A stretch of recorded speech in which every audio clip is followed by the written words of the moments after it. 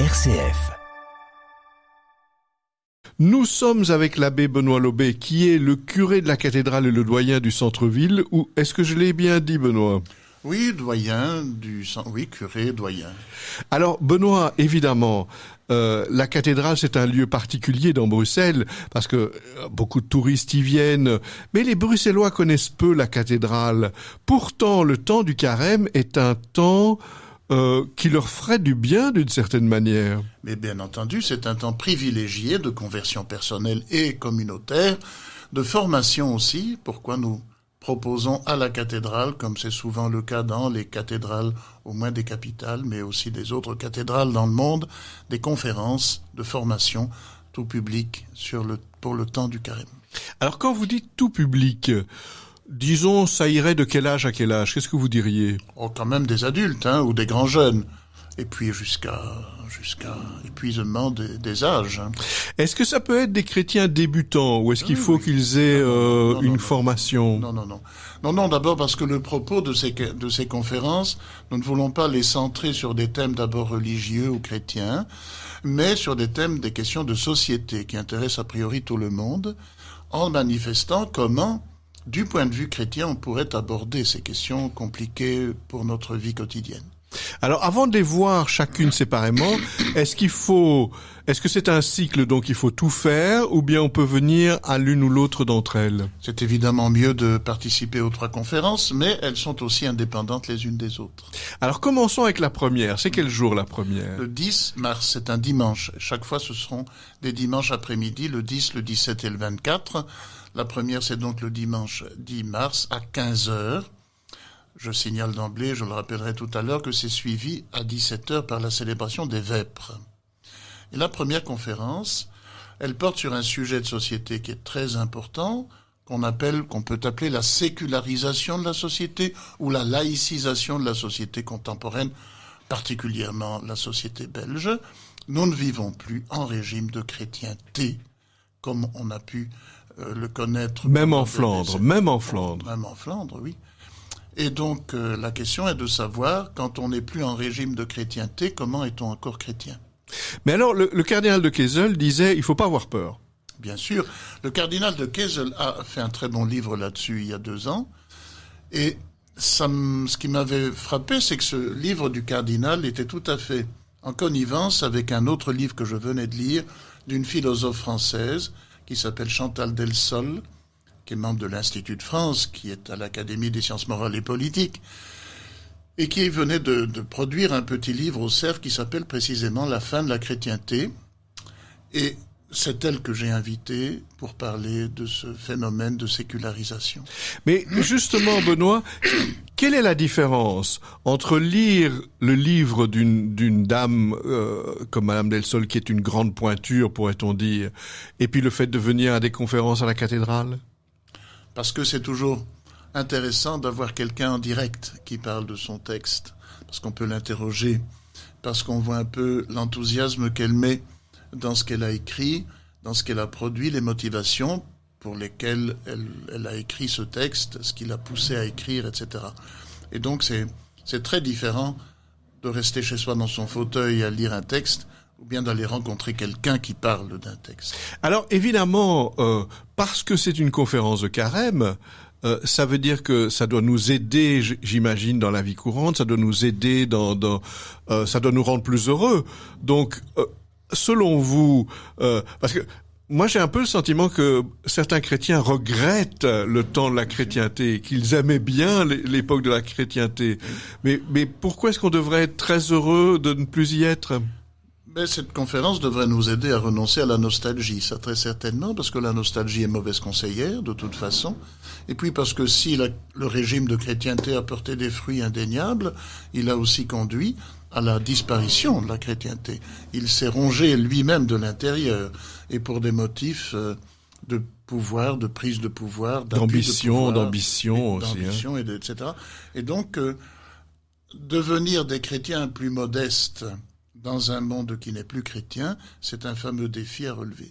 Alors ça, c'est le 10 mars à 15h. Oui. Donc j'ai bien compris que si c'est le 10 mars à 15h à la cathédrale, il n'est pas nécessaire de vous prévenir ou bien qu'est-ce que vous préféreriez? Ah non, il n'est pas nécessaire de nous prévenir. L'entrée est parfaitement libre et gratuite, d'ailleurs.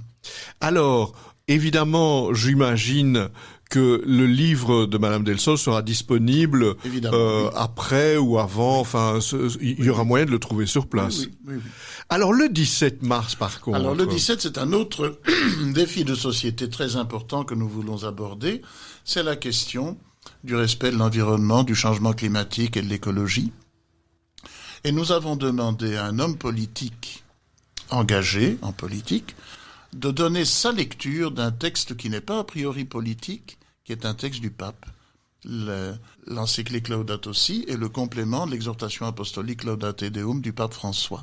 Comment un homme politique, chrétien, envisage-t-il de lire ces deux documents religieux, enfin d'origine religieuse? Donc c'est Philippe Lamberts.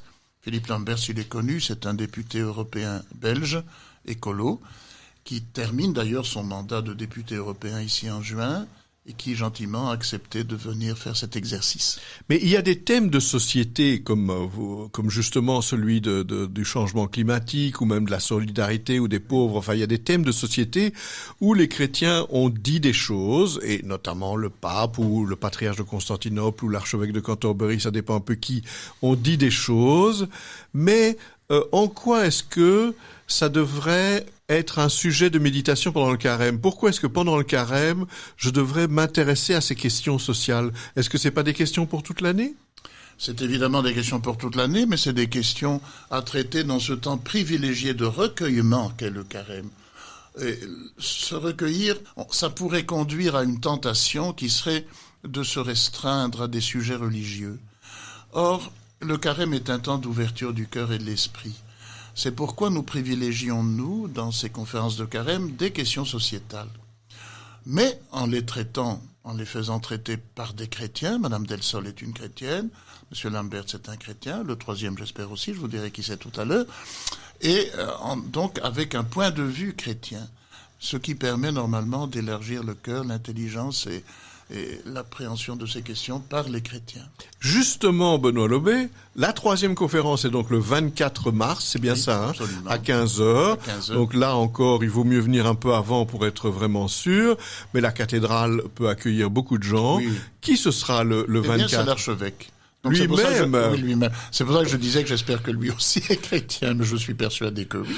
C'est notre nouvel archevêque, Monseigneur Terlinden, à qui nous avons demandé de traiter d'un troisième sujet alors extrêmement difficile et douloureux et très important, c'est la question migratoire. Oui. Dans une ville comme Bruxelles, dans un diocèse plus largement comme Malines-Bruxelles, mais surtout dans une ville comme Bruxelles, cette question est très sensible. Il suffit de sortir dans la rue pour la toucher des yeux et quelquefois... On peut la voir avec de la peur ou au contraire comme une richesse, hein. C'est le choix. Peur et richesse, et puis surtout c'est une question humanitaire. On sait bien qu'il y a beaucoup plus de demandes d'asile que la Belgique ne peut fournir d'hébergement. On sait bien qu'il y a des milliers de personnes qui dorment en rue à Bruxelles, hein, par tous les temps, dans les bouches de métro, etc. On sait bien que s'il y a une migration qui est, je dirais, récurrente et à peu près un fonds de commerce de la migration des pays pauvres versus les pays riches que nous sommes, il y a aussi une migration ponctuelle dramatique aujourd'hui qui est due aux guerres, et particulièrement au conflit ukrainien, et qui jette sur les rues, sur les routes d'Europe et dans les cœurs des grandes villes comme Bruxelles, des réfugiés. Et là, je dois dire aussi, cette aide, cette proximité vis-à-vis des pauvres, c'est pas nouveau. Il y a des associations même catholiques qui font ça depuis enfin toute l'année, depuis des années, qui font même des repas. Il y en a qui vont, il y a un terme qu'on utilise, la maraude, je pense, où on va. Mais pourquoi y réfléchir justement avec Luc Terlinden pendant le carême? Ben écoutez, c'est quand même une des trois attitudes fondamentales du temps de carême, c'est partager avec ceux qui sont dans le besoin. Et ça, avec le jeûne et la prière, bon, c'est les trois grandes attitudes fondatrices, fondamentales du temps de carême qui nous prépare aux solennités pascales. Et donc c'est normal que l'archevêque qui guide la destinée de cette église de Malines-Bruxelles soit là pour nous dire son point de vue sur la façon dont les chrétiens peuvent non pas tout faire, parce qu'encore une fois, lien avec la première conférence, nous ne sommes plus majoritaires dans cette ville, mais apporter leur concours et leur concours spécifique au traitement de cette question extrêmement douloureuse. Ça veut dire que quand il va parler des réfugiés, il ne parle pas uniquement de ceux qui viennent de pays catholiques, par exemple. Oh ben bien sûr que non. Il va parler de la question dans son ensemble, qui est une question, je répète encore une fois, parce que j'y suis personnellement très sensible, une question douloureuse. Moi, je suis particulièrement heurté quand je vois des familles, quelquefois entières, qui passent leur vie dans la rue, ici à Bruxelles. Et qui n'ont pas choisi de venir à Bruxelles. Qui n'ont pas choisi de venir à Bruxelles. Quand j'apprends que les hommes seuls, parce qu'ils n'ont pas de femmes et d'enfants, étant donné le manque de place, sont priés de rester en rue, parce qu'on est certain qu'il n'y a pas de place pour eux dans des hébergements solides, etc. Je me dis quand même, c'est pas la gloire, hein. C'est pas, nous ne sommes pas félicités. Je rappelle ces 3 dates, donc le 10 mars, le 17 et le 24, c'est bien ça Benoît, hein? Alors à 15h. C'est suivi, alors le 10 et le 17, à 17h, c'est suivi par les vêpres, et puis le 24, c'est suivi par la messe des rameaux en italien, car c'est une coutume que le jour des rameaux, après-midi, la communauté italienne de Bruxelles vienne à la cathédrale célébrer la messe des rameaux, et cette messe sera donc évidemment présidée par l'archevêque. J'espère que vous aurez des palmes aussi, hein, parce que c'est toute une histoire entre le buis et les palmes qu'on va même pas discuter. Par contre, Benoît, je voudrais quand même votre avis, parce que pendant le carême, ça va être aussi un peu le ramadan à certains moments. Est-ce qu'en tant que chrétien, vivre le carême pendant que les musulmans vivent le ramadan, vous pensez qu'il y a quelque chose qui nous provoque, qui nous invite à réfléchir? Oui, même s'il ne faut pas pousser les connivences trop loin, parce qu'on a quelquefois tendance à dire que le carême c'est le ramadan des chrétiens ou des catholiques, c'est pas exactement ça. Il faut rappeler la signification première du carême, c'est le temps ultime de préparation pour les catéchumènes, c'est-à-dire les grands jeunes ou les adultes qui vont être baptisés durant la vigile de Pâques. Un temps d'intense préparation au baptême. Et pour ceux qui sont déjà baptisés, c'est-à-dire pour la majorité tout de même, eh bien, c'est une manière de reprendre conscience de son baptême, c'est-à-dire de son appartenance au Christ et de ce que cette appartenance engage dans nos vies. Je rappelle ces 3 dates, le 10 mars à 15h suivi des vêpres, le 17 suivi des vêpres également, et le 24 suivi de la messe des rameaux par la communauté italienne. Merci beaucoup Benoît Lobé, à bientôt. Je vous en prie, à bientôt.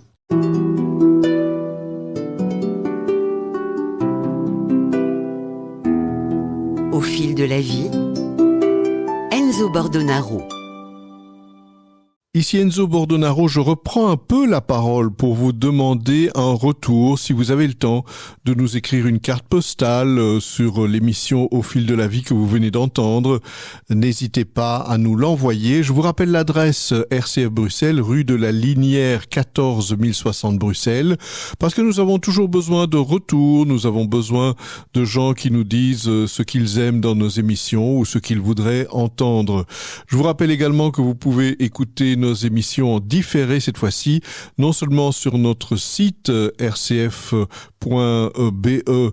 avec évidemment l'onglet de Bruxelles, mais aussi sur d'autres pages de réseaux sociaux comme Facebook, Instagram, LinkedIn, Spotify ou encore d'autres pages de réseaux sociaux. N'hésitez pas à nous laisser un message. À bientôt.